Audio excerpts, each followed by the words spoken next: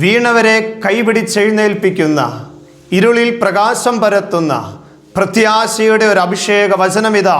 മിക്ക പ്രവാചകന്റെ പുസ്തകം 7-ാം അധ്യായത്തിൻ്റെ 8-ാം തിരുവചനം.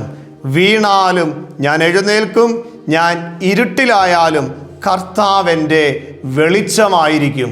കർത്താവ് പരിശുദ്ധാത്മാവിൻ്റെ പ്രകാശത്താൽ നമ്മുടെ ജീവിതത്തെ കൈപിടിച്ച് നയിക്കുമെന്ന വാഗ്ദാന വചനമിതാ നമ്മളിൽ സംഭവിക്കട്ടെ.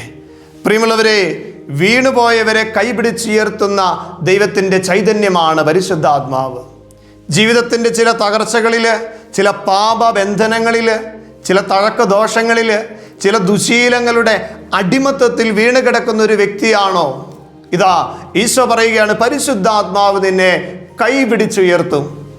നിന്റെ ഇരുട്ടിൽ ഇനി മുന്നോട്ട് നടക്കുവാനായി നിനക്കൊരു കാലെടുത്ത് വെക്കാൻ പോലും സാധിക്കാത്ത വിധത്തിൽ അന്ധകാരമായിരിക്കുന്ന ജീവിത വഴികളിൽ പരിശുദ്ധാത്മാവ് നിനക്ക് പ്രകാശം പരത്തും. നിന്റെ വഴികളെ പരിശുദ്ധാത്മാവ് പ്രകാശപൂരിതമാക്കും. പ്രിയമുള്ളവർ, എത്ര പ്രത്യാശ നൽകുന്ന വചനം! ജീവിതത്തിൽ ഏറ്റവും പതനത്തിലായിരിക്കുന്ന വ്യക്തിയെയും കർത്താവ് കൈവിടുകയില്ല എന്ന് ഓർമ്മപ്പെടുത്തുകയാണ് മിക്ക പ്രവാചകന്റെ പുസ്തകം 7-ാം അധ്യായം 8-ാം തിരുവചനത്തിലൂടെ. തൊട്ടടുത്ത വചനത്തിൽ ഇങ്ങനെയാണ് ഓർമ്മപ്പെടുത്തുന്നത്, കർത്താവ് നിനക്ക് വേണ്ടി നിലകൊള്ളും. പരിശുദ്ധാത്മാവിനെ സ്വീകരിച്ച ഒരു വ്യക്തിയുടെ ജീവിതത്തിൽ കർത്താവ് നിലകൊള്ളും അവന് വേണ്ടി. നിന്റെ ജീവിതത്തിൽ എന്തെല്ലാം അസ്വസ്ഥതകളുണ്ടെങ്കിലും God will stand for you. ദൈവം നിനക്ക് വേണ്ടി നിലകൊള്ളുന്നവനായിട്ട് നിന്റെ കൂടെ ഉണ്ടാകും. അതാണ് പരിശുദ്ധാത്മാവിൻ്റെ അഭിഷേകം നമ്മളെ നയിക്കുന്ന വലിയൊരു ശക്തി. നമുക്ക് പ്രാർത്ഥിക്കാം. കർത്താവേ, ജീവിതത്തിൽ ഒത്തിരി പാപമേഖലകളിലൂടെ വീണു പോയിട്ടുണ്ട്.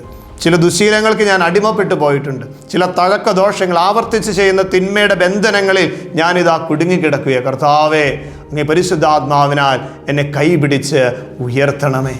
ഞങ്ങളുടെ ജീവിതത്തെ അനുഗ്രഹമാക്കണമേ. ദൈവമേ, ഞങ്ങൾക്ക് വേണ്ടി നിലകൊള്ളുന്ന അങ്ങയുടെ വലിയ കൃപയോർത്ത് നന്ദി പറഞ്ഞുകൊണ്ട് ദിവികാരുണ്യനാഥൻ്റെ ആശീർവാദം നമുക്കെല്ലാവർക്കും ഏറ്റവും ഭക്തിയോടെ സ്വീകരിക്കാം. ഈശോ നമ്മളെല്ലാവരെയും സമൃദ്ധമായിട്ട് അനുഗ്രഹിക്കട്ടെ.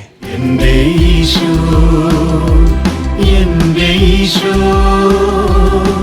നീ മാത്രം മതി ജീവിച്ചിടാൻ.